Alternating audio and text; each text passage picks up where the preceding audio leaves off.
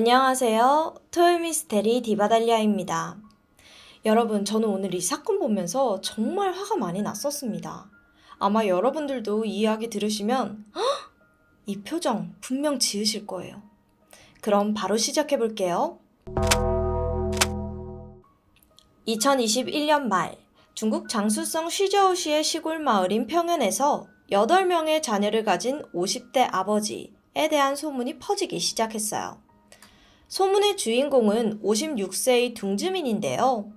가난한 형편에도 착실하게 8아이를 키우는 그의 이야기는 점점 중국 전역에 퍼져나가게 되었고, 이 소문을 접한 몇몇 블로거들이 그를 인터뷰하기 위해 평양을 찾았습니다. 여기서 둥즈민은 인기에 힘입어서 SNS 계정을 개설해요. 그리고 8자녀의 아버지라는 타이틀로 자신을 홍보하기 시작했고, 많은 이들이 그들 가족에게 옷과 음식, 생활용품 등 많은 것을 기부해 주었습니다. 또 이 가족을 지원하겠다고 하는 기업들도 있었죠. 그런데 여기서 의문이 들지 않나요? 아버지와 8아이들, 어머니가 없습니다. 역시나 동주민 가족을 응원하는 많은 사람들 또한 바로 8명의 아이를 낳은 어머니의 행방에 대해서 의문이 들기 시작했어요. 이 소문의 진상이 드러난 건 2022년 1월 27일이었습니다. 중국의 한 블로거가 동영상 플랫폼에 이 가족들을 만나고 온 영상을 업로드를 했는데 그 안에 이 충격적인 모습이 담겨져 있었던 거예요. 영상 초반부는 이 둥주민이 직접 아이들 옷을 입히고 함께 식사를 하는 그런 그냥 평범한 내용이었거든요. 그리고 그 다음 장면에서 충격적인 장면이 나옵니다. 둥주민이 헛간으로 향하는 모습이었는데 그가 이 부서지기 직전으로 보이는 한 헛간 문을 열고 들어가자 쇠사슬에 목이 묶인 채 추레한 행색을 하고 있는 중년 여성이 있었던 거죠. 둥주민은 당당하게 이 여자가 바로 우리 아이들을 낳은 내 아내예요 라는 겁니다. 영상의 파장은 굉장했죠. 이는 쇠사슬녀 사건이라고 불리기 시작하면서 삽시간에 중국 전역으로 퍼져나갔어요. 수많은 네티즌들이 이 충격적인 여성의 모습에 경악해서 공안 수사를 요구했고 해당 영상은 하루도 채 지나지 않아 삭제되었습니다. 그리고 1월 28일 오후 장쑤성 공안은 다음과 같은 사안을 밝혔습니다. 영상 속 여성의 이름은 양샤로 1998년 8월에 둥즈민과 결혼해서 8명의 아이를 낳았다고 해요. 그리고 그녀가 쇠사슬에 묶여 헛간에 갇혀 있었던 이 이유는 평소 앓고 있던 정신질환으로 인해 아무 이유 없이 아이들과 이웃 노인들을 구타했기 때문이라는 겁니다. 근데 아무리 그래도 이게 좀 이상하잖아요. 네티즌들은 공안의 말을 믿지 않았습니다. 사실 영상이 퍼지기 시작한 시점부터 네티즌들은 쇠사슬녀 사건이 인신매매 사건이라 믿어 의심치 않고 있었거든요. 그 이유는 둥즈민 가족이 살고 있는 장쑤성이 인신매매가 가장 활발하게 일어나는 지역이었대요. 그리고 아직까지도 중국 내에서는 여성 인신매매 범죄가 비일비재하게 이루어지고 있다는 걸 모두가 알고 있었기 때문입니다. 그러나 공안은 이 사건은 인신매매와 관련이 없다라는 입장을 밝혔죠. 그럼에도 네티즌들은 분명 숨겨진 사실이 있을 거다 이렇게 생각을 하고 사건을 물고 늘어지기 시작했어요. 그리고 네티즌들의 끈질긴 수사 끝에 쇠사슬녀의 진짜 신원이 밝혀졌습니다. 그녀는 윈난성 시골 마을 출신인 40대 여성 샤오아메이. 샤오아메이는 무려 3차례의 인신매매를 통해 둥즈민에게 팔려온 것으로 알려졌는데요. 둥즈민의 집에 도착했을 때부터 그에게 폭행과 폭언, 고문 등 지속적인 가정폭력을 당해왔다고 합니다. 1998년 샤오아메이는 고향인 윈난성 시골 마을에서 샹시 부부라는 이들에게 납치가 되었습니다. 이후 그 부부는 샤오아메이를 동아이 지방의 농민에게 5,000위안, 하나로 95만 원에 팔아넘겼던 거죠. 그리고 1년쯤 지났을 무렵에 다시 샤오아메이를 손에 넣은 샹시 부부는 인신매매를 거듭하다가 최종적으로 한 남성에게 그녀를 팔았습니다. 그리고 그 남성이 바로 둥즈민의 아버지였어요. 그는 샤오메이를 강제로 자신의 아들인 둥즈민과 결혼을 시켰습니다. 자, 이때까지만 해도 그녀는 정신적으로 문제가 전혀 없었어요. 근데 둥즈민의 지속적인 폭행, 폭언, 임신 강요로 인해서 조현병이 발현된 거죠. 그렇게 1999년 샤오메이는 첫 아이를 출산했습니다. 그리고 둥즈민은 그녀에게 지속적인 임신을 강요했어요. 그 결과 그녀는 2020년까지 총 8명의 아이를 낳았습니다. 11년 동안 강제로 8명의 아이를 출산한 거예요. 그녀는 셋째를 출산한 뒤부터 조현병 증상이 심해지기 시작했는데 그럴수록 둥즈민의 폭행도 강도가 세졌습니다. 그러나 그는 자기 때문에 샤오메이가 병들었다는 생각은 하지도 못하고 2017년부터 그녀를 헛간에서 지내게 했던 겁니다. 수도도, 전기도, 심지어 햇볕도 들어오지 않은 헛간에서 그녀는 쇠사슬에 목이 묶인 채 가축만도 못한 생활을 해야만 했죠. 심지어 둥즈민이 밥을 주지 않을 때도 정말 많았다고 합니다. 이 사실이 알려지자 결국 공안은 초기 수사를 진행한 수사관들을 면직한 후 인신매매 사실을 인정하면서 재수사에 돌입했습니다. 그리고 2023년 4월 8일에 열린 재판에서 둥즈민은 샤오메이를 학대하고 불법 감금한 혐의로 징역 9년을 선고받았죠. 또한 샤오메이를 납치하며 판매한 짱시 부부에게는 역시 징역 8년과 13년의 선고를 받았다고 전해지고 있습니다. 네티즌들은 샤오메이 삶이 완전히 망가졌는데 둥즈민은 고작 9년이라니 믿을 수 없다는 반응을 보였어요. 당연합니다. 9년, 13년. 아니, 이거 정말 너무하잖아요. 그녀는 몇십 년간 고통 속에서 살았는데요. 하지만 중국 사법상 인신매매 형량은 대부분 10년 정도라고 합니다.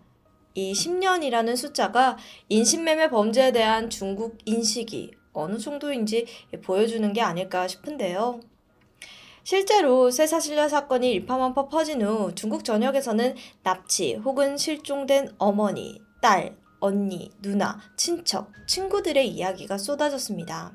그리고 그 중에서도 가장 큰 주목을 받은 사건은 일명 철창녀 사건입니다. 이건 샤오메이 이야기가 알려지고 불과 한 달여 만에 발생한 쇠사슬려 사건과 상당히 유사해요. 2022년 3월 1일 10만 명에 달하는 구독자를 보유한 리리민이라는 인터넷 방송인은 라이브 방송을 통해서 자신이 데려다 키운 여자라며 철창 속에 갇혀있는 여성의 모습을 공개했습니다. 리리민은 그녀를 샤오위라는 이름으로 불렀고 라이브 방송을 시청하던 이들은 그녀의 종아리와 발에서 학대 흔적을 발견해요. 아니, 다들 좀 이상하니까 채팅을 통해서 막 질문을 쏟아내기 시작했죠. 하지만 리리민은 샤오위의 부상과 학대에 대해 질문하는 사람은 즉시 차단할 거다 단호하게 말합니다. 그러면서 자신과 샤오이는 2019년 5월 8일에 결혼한 사이고 두 아이를 뒀다고 주장했습니다. 그리고 샤오이가 자신에게 호적을 맡겼을 정도로 자신을 굉장히 신뢰하고 있다고 밝히면서 샤오이의 신상 전부를 공개하는 거예요. 물론 이에 대한 사실 여부는 알 수가 없죠. 결국 시청자의 신고를 통해 리리미는 방송 도중 공안에 연행이 되었습니다. 그리고 방송을 시청한 네티즌들은 한 가지 가설을 제기했어요. 샤오이의 모습이 2009년에 칭하이성에서 실종되었던 여대생 왕고홍일 가능성이 있다는 겁니다. 실제로 두 사람의 외모는 상당히 닮은 부분이 있긴 했어요. 이 가설이 퍼지자 결국 칭하이성 공안이 왕고홍과 샤오이의 DNA 검사를 진행했지만 안타깝게도 동일 인물은 아닌 것으로 드러났습니다. 그리고 철창년 사건의 진상이 언론에 공개되면서 역시 2020년대에 일어난 사건이라고는 믿을 수 없을 정도로 굉장히 처참했어요. 출신 불명인 샤오이는 정신질환이나 혹은 지능 문제로 자신의 신상을 기억하지 못하는 것으로 추정이 되는데요. 어쨌든 그녀는 2009년에 산시성 가연년에서 리리민에 의해 그의 집으로 끌려가게 되었습니다. 그리고 그때부터 리리민의 폭행은 시작되었고 샤오이는 여러 차례 도망치려고 했지만 실패했다고 해요. 리리민은 처음 샤오이를 집에 데려온 날부터 3일 동안 그녀를 의자에 묶어 놓았고 이후에는 커다란 철창을 만들어서 그 안에 샤오이를 가두어 놓았습니다. 처음에는 괴로워하면서 계속해서 탈출을 시도했는데 어느 순간부터는 철창에 갇힌 삶에 익숙해져서 오히려 이 낯선 사람을 보면 철창 안으로 숨어 들어가곤 했다고 해요. 생방송에 노출된 그녀의 모습은 무기력을 넘어서 제대로 된 사고를 하지 못하는 것처럼 멍했습니다. 이 모습은 너무나 긴 시간 동안 인간만도 못한 대접을 받으면서 살아왔기에 삶의 의지를 잃은 것처럼 보였습니다. 게다가 리리민을 샤오이가 낳은 아들은 직접 키우고 있지만 딸은 없더라고요. 보니까 딸은 인근 마을에 3만 위안에 팔아버렸대요. 이 하나로 500만 원 정도의 딸을 판 거죠. 너무나 아무렇지 않게 인신매매를 행했던 겁니다. 더 충격적인 건 리리민이 샤오이가 임신한 아이를 강제로 낙태를 시켰나 봐요. 때렸는지 어떻게 해서 낙태를 시킨 건지 모르겠지만 그 낙태한 태아의 시신을 유리병에 담아요. 그리고는 담은 시신을 집에 보관하고 있었다고 합니다. 자기가 자신의 아이를 죽이고 유리병에 담아서 집에 전시해 둔 거예요. 들리는 바로는 리리민이 이렇게까지 한 이유가 당시 정부에서 외동자녀 혜택을 받기 위해서라고 알려져 있습니다. 딸은 팔아버렸고 아들은 키우고 있었잖아요. 그 지원금이 끊기지 않게 하려고 그랬던 거겠죠. 참고로 2016년 이후 1자녀 정책은 폐지가 되었습니다. 어쨌든 그는 정부에서 받은 지원금으로 샤오이를 가둔 철장을 직접 만들었어요. 그러라고 준 지원금이 아닐 텐데 말이에요. 재판 끝에 리리민은 인신매매 관련법으로 처벌을 받았다고 알려져 있으나 그의 정확한 형량은 공개되지 않았습니다. 연이어 발생한 두 건의 충격적인 인신매매 사건 이후 중국 여성들은 우리는 인신매매 방관자가 아닌 생존자라고 소리를 높이며 인신매매 범죄의 실태를 규탄하기 시작했습니다. 중국 언론의 보도에 따르면 현재 중국 내 여성 인신매매 범죄는 주로 시골 정신질환을 앓고 있는 여성들이 많다고 해요. 하지만 교육 수준이 높은 도시 여성들도 예외는 아니죠. 도시 여성들에게도 정말 많이 일어나고 있다고 하거든요. 이에 대해 주된 원인으로 꼽히는 것은 중국 정부가 30년 넘도록 시행 중인 산하 제한 정책과 중국에 뿌리 깊게 자리 잡은 남아 선호 사상입니다. 두 가지 요인이 복합적으로 작용해서 현재 중국의 남녀 성비는 극심한 차이를 보이고 있고요. 해를 거듭할수록 격차가 벌어지고 있다고 합니다. 이러한 성비 격차는 시골 농촌일수록 심하게 나타나고 있고 따라서 시골 농촌에서 인신매매가 가장 빈번하게 일어난다고 볼 수가 있죠. 다행히도 쇠사슬녀 사건과 철창녀 사건이 사회적으로 큰 반향을 일으키며 중국 공안부가 인신매매에 대한 대대적인 단속을 실행하고 있겠다고 해요. 또 최대 10년으로 정해져 있는 인신매매 처벌법의 형량을 늘리자는 목소리도 높아지고 있습니다. 그리고 그 이전에 여성을 사고파는 행위가 심각한 범죄임을 사람들에게 인식시키는 게 먼저라는 주장도 제기되고 있죠. 2020년대에도 인신매매가 범죄라는 인식 자체를 못하고 있는 사람들이 많다는 게 좀 믿기가 어렵겠지만 그게 현실이라면 빠르게 해결법을 찾는 것이 무엇보다 중요하다고 생각이 듭니다. 현재 샤오아 메이와 샤오이는 시설에서 치료를 받으며 상태가 많이 호전된 상태인데요. 더 이상 그녀들처럼 이기적이고 악랄한 누군가의 놀이개로 소모되는 피해자들이 발생하지 않기를 바라며 중국 내에 만연한 인신매매 범죄의 실태와 그 심각성에 대해 보다 많은 이들이 관심을 가지게 되었으면 합니다. 끝으로 제가 이 이야기를 하면서 들었던 생각은 이 두 사건 모두가 네티즌들에 의해서 적극적으로 수사가 되었다는 게 정말 너무 화가 납니다. 샤오아 메이 사건도 처음 공안이 은폐했다가 네티즌들이 적극적으로 사실을 밝히고 이슈를 만들었기 때문에 다시 조사가 시작된 거잖아요. 만약 그들이 아니었다면 처벌을 받지 않았을 거고 그녀는 계속해서 고통 속에서 살았을지도 모릅니다. 인신매매 사건이 줄어들지 않는 이유가 어찌 보면 경찰의 은폐 때문인 것 같기도 해요. 지금까지 디바달리아였습니다. 안녕하세요. 토요일 미스테리 디바달리아입니다. 1990년 6월 중국 퀸다오의 한 휴양지에서 대규모 전자기기 세미나가 열렸습니다. 그곳에 참석자였던 진팽. 그는 대만 출신 47살의 중년 남성으로 레인저스 일렉트로닉이라는 무전기 회사 대표였습니다. 진팽은 수완이 좋았는데 경찰들을 상대로 회사 대표 제품인 무전기를 대대적으로 유통하면서 큰 성공을 거두게 되었습니다. 그러면서 회사 가치가 오늘날로 치면 6천억 원에 달하는 고공행진을 하고 있었죠. 퀸다오에서 세미나가 열리는 기간 동안 그가 묵었던 숙소는 다이너스티라는 고급 호텔이었습니다. 이곳에선 매일 밤 각종 공연이 열렸는데 진팽 역시 공연을 보러 가기 위해 연회장으로 향하게 되죠.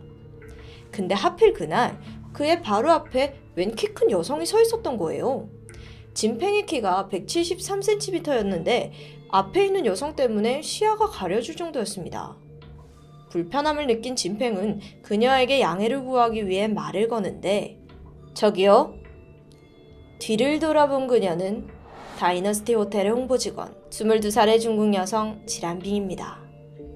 진팽은 그녀와 눈이 마주친 순간 그녀의 수려한 외모에 첫눈에 반하고 말았습니다. 둘은 이내 대화를 나눴고 그것은 곧 저녁 약속으로 이어지는데 이후 세미나가 끝난 후에도 두 사람은 계속해서 연락을 이어나갔고요. 그리고 얼마 후 둘은 26살이라는 큰 나이 차이를 극복하고 행복한 연인으로 발전하며 진팽은 상하이에 위치한 자신의 회사에 그녀를 직원으로 고용하기도 했습니다.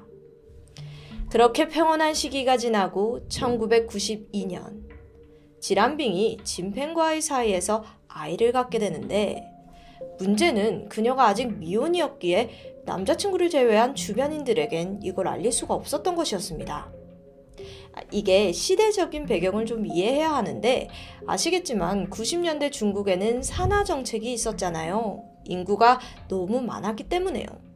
그래서 한 가정에 한 명만 자녀를 낳도록 제한했는데 그러다 만일 미혼 여성이 임신을 하게 되면 가차없이 낙태를 권장받던 분위기였습니다.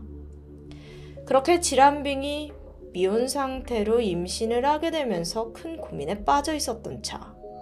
마침 남자친구 진팽이 미국 캘리포니아에서 새로운 사업을 시작하게 되는데요. 그는 잘 됐구나 싶어서 여자친구에게 미국으로 이사하는 걸 제안하죠. 지란빙 역시 그곳에서라면 아이를 잘 키울 수 있게 선뜻 미국행을 결심합니다.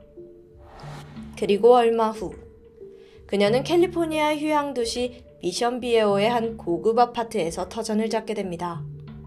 반면 진팽은 사업상의 이유로 주로 대만과 중국을 오고 가면서 생활을 이어나가게 되는데요. 그는 틈틈이 캘리포니아를 방문해 지란빙과의 시간을 보냈죠.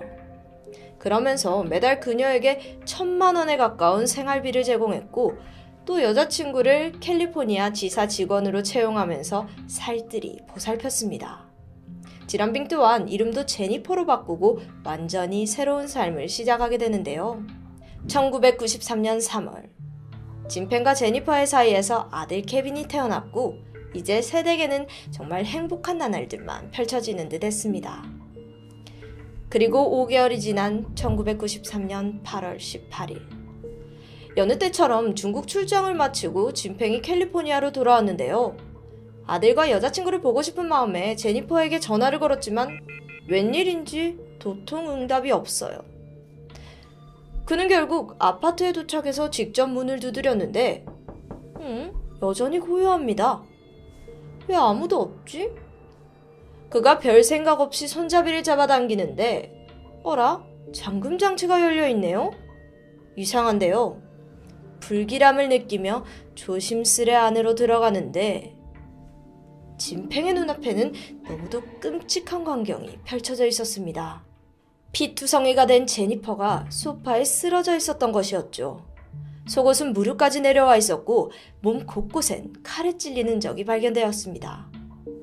그럼 아기는요? 안타깝게도 아들 케빈 역시 방 안의 침대에서 숨진 채 발견되었습니다. 기저귀만 찬 채 입에는 티셔츠를 물고 있었죠. 부검 결과 질식사로 판명이 되었는데요. 케빈은 태어난 지 겨우 5개월밖에 되지 않은 신생아예요. 그런데 엄마뿐만 아니라 아기까지 도대체 왜 이렇게 끔찍하게 죽어야 했던 걸까요? 곧이어 신고를 받은 경찰이 출동했고 부검 결과 제니퍼는 날카로운 흉기로 18번이나 찔린 게 확인되었습니다. 근데 특이한 점은 이 팔에 누군가에게 물린 흔적이 남아 있었다는 것인데요. 사실 경찰이 범인으로 일찌감치 의심한 사람이 있습니다. 그것은 바로 진팽. 아니 왜요? 그 이유는 그의 은밀한 사생활 때문이었죠. 그는 알고 보니 아내도 있고 그 사이에 2명의 10대 아들까지 있는 유부남이었습니다. 심지어 그의 가족들은 제니퍼의 아파트에서 멀지 않은 곳에서 살고 있었죠.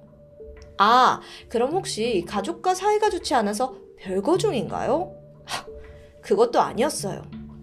진팽은 제니퍼 사망과 관련된 경찰 참고인 조사를 받을 때도 혹시 내 자식들이 놀랄까봐 걱정된다라면서 원래의 가족을 걱정하는 모습을 보였는데 황당하죠. 그러니까 그는 아내와 아들 그리고 애인과 애인의 아들까지 모두 다 캘리포니아로 이주시켜서 완벽하게 2집 살림을 하고 있었던 겁니다. 진팽이 왜 지금껏 제니퍼와 결혼하지 않았는지도 이해가 되네요. 그는 원래 아내가 있고 제니퍼는 내연녀였던 거죠. 이 복잡한 사생활을 알게 된 경찰은 이런 시나리오를 예상했습니다. 진팽이 유부남인 걸 제니퍼가 알게 되고 그래서 다툼이 생기면서 상황이 복잡해지자 그가 직접 애인과 자식까지 살해했다 라는 내용이었죠. 하지만 그 추리는 완전히 빗나갑니다. 확인해보니까 제니퍼가 사망 추정 시간에 진팽은 업무차 중국에 있었던 것이 확인되었어요. 그의 알리바이는 완벽합니다. 그렇게 용의선상에서 제외되었고 그렇다면 제니퍼와 아기를 살해한 범인은 도대체 누구일까요? 그런데 제니퍼의 팔에 남아있던 물린 자국 기억하시죠? 다행히도 거기서 용의자로 의심되는 사람의 타액을 채취할 수 있었습니다. 머지않아 DNA 주인이 밝혀졌는데 그건 바로 진팽의 아내 리사. 리사는 45살의 대만인 여성입니다. 그녀는 진팽과 결혼하기 전 대만에서 꽤나 잘나가는 커리어 우먼이었는데 결혼 후에 일을 그만두고 오롯이 남편 회사를 더 성장시키는 데만 전념했습니다. 평소 그녀의 성격도 자신감과 야망이 넘치는 스타일이었어요. 그래서 남편 회사에 대한 헌신, 그리고 내조 끝에 진팽의 회사는 날이 갈수록 승승장구할 수 있었던 거죠. 그러다 리사의 인생에 먹구름이 물려왔는데 그게 바로 내연녀 제니퍼였던 겁니다. 리사는 캘리포니아로 이주를 하고 나서야 이 제니퍼의 존재를 알았다고 해요. 물론 그 전부터 의심 가는 일들은 꽤나 있었습니다. 한 번은 진팽이 출장을 다녀왔는데 진팽의 캐리어에 웬 여성의 티셔츠가 발견된 거예요. 그래서 리사는 이게 도대체 뭐냐 라고 물었는데 진팽은 이렇게 대답합니다. 아, 이게 그 호텔 세탁소에서 좀 섞였나 봐 라면서 대수롭지 않게 반응했죠. 그러던 어느 날 리사는 캘리포니아를 떠나 잠시 대만을 방문한 적이 있습니다. 근데 일정이 여기서 조금 틀어져서 예상보다 일찍 미국으로 돌아오게 된 거죠. 근데 바로 이때 집에서 미래를 즐기던 남편과 제니퍼의 모습이 포착되고 말았던 겁니다.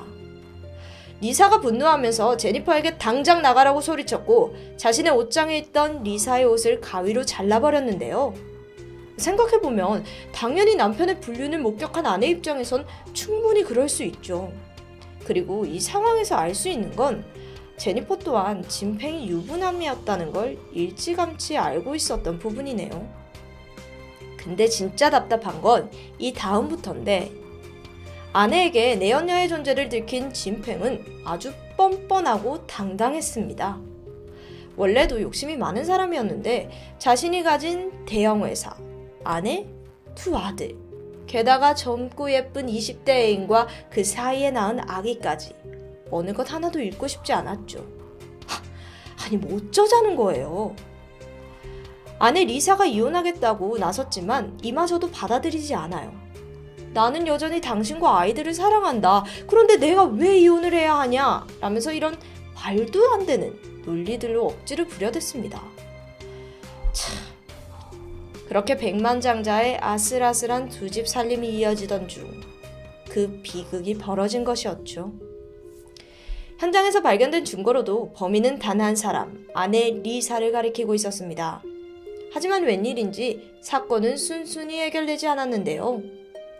이 모든 상황에서 리사가 끝까지 결백하다고 주장했기 때문이에요. 태도가 어찌나 냉정하고 단호한지 경찰들조차 혀를 내두를 정도였습니다.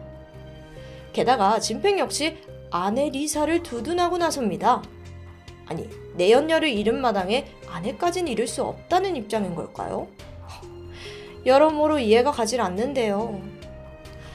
어쨌든 수사관은 리사를 살인죄로 기소하기 위해선 결정적인 자백이 절실한 상황이었고 번뜩 한 가지 꾀를 내기 시작하는데 바로 긴 조사 끝에 당신도 지칠 테니까 우리 잠시 휴식을 취하자면서 리사에게 남편과 둘만의 시간을 갖도록 분위기를 만들었던 거죠. 근데 사실 그 공간엔 도청기가 숨겨져 있었습니다. 리사와 진팽 부부는 이내 아무 의심 없이 중국어로 대화를 하기 시작하는데요. 아니, 더 정확히는 말다툼을 하기 시작하는데 리사는 이 모든 게 당신이 바람을 피웠기 때문이라며 맹렬하게 비난했어요. 그러자 진팽이 아내에게 물었죠.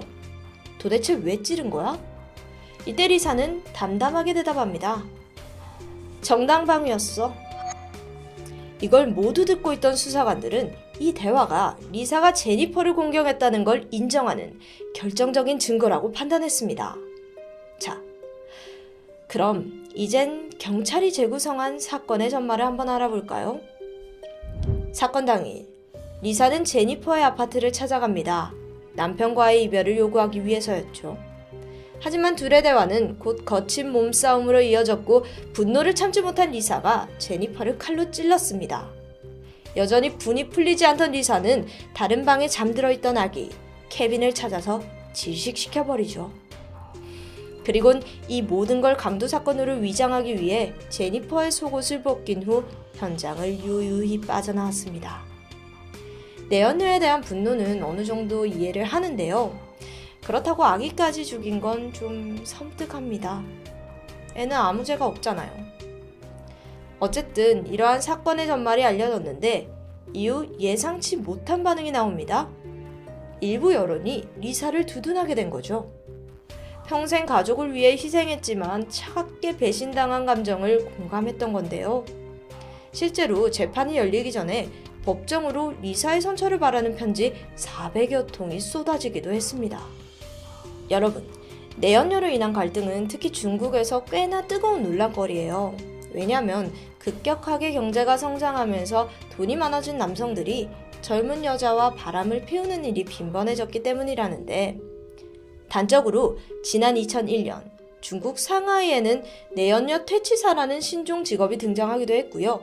또 비슷한 시기에 중국 고위 공무원들이 부정부패로 대거 체포되는 일이 있었는데 그중 조사해보니까 95%가 내연녀를 두고 있다는 기가 막힌 사실이 전해지기도 했습니다. 이 사건에서 또한 모든 비극의 시작은 진팽의 잘못된 행동 때문이었습니다. 근데 정작 당사자는 일찌감치 발을 빼버렸죠. 재판이 시작되자 진팽은 대만으로 떠났고 그 이후 미국으론 돌아오지 않았다고 해요. 참 무책임한 인간이네요. 그럼 재판 결과는 어떻게 되었을까요?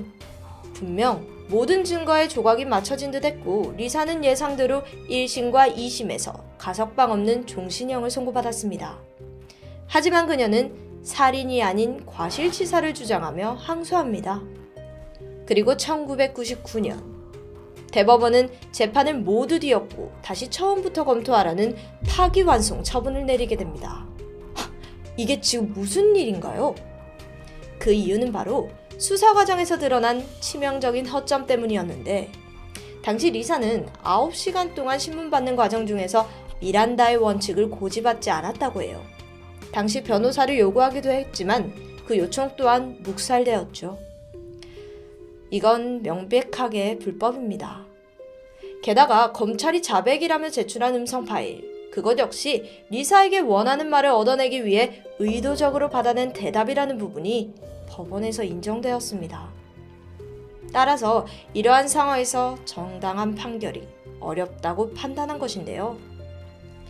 사실 이건 미국에서 아주 유능하다는 변호사들이 자주 쓰는 수법이기도 합니다.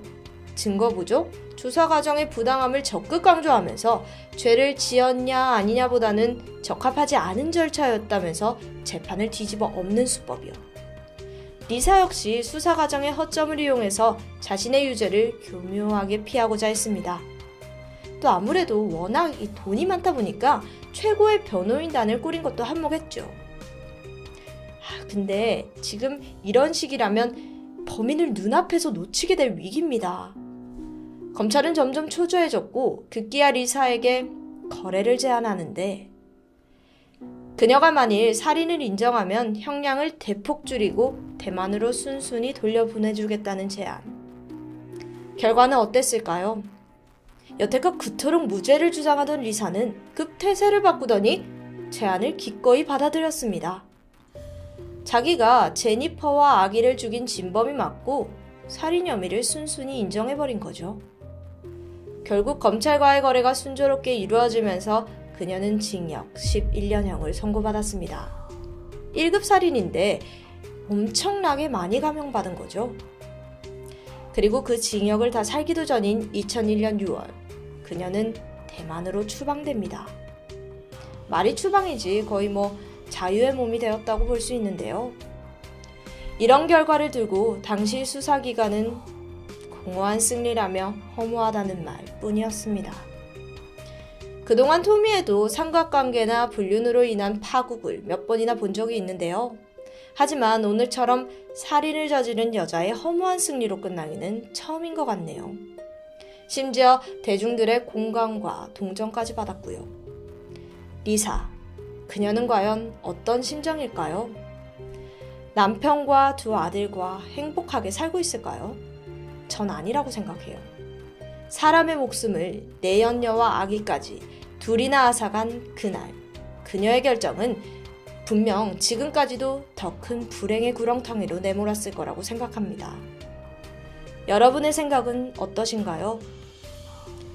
지금까지 토요미스테리 디바달리아였습니다.